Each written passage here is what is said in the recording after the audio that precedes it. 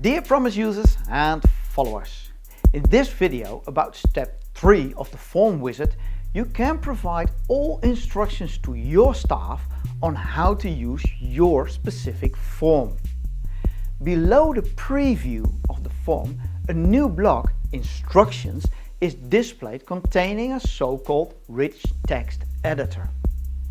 This is the same element we use to generate the instructions you are viewing right now. This editor delivers a huge amount of possibilities to work with styling, images, video, hyperlinking and so on. Way too much to explain in a single video in this place. Therefore, we refer to the manuals on the internet.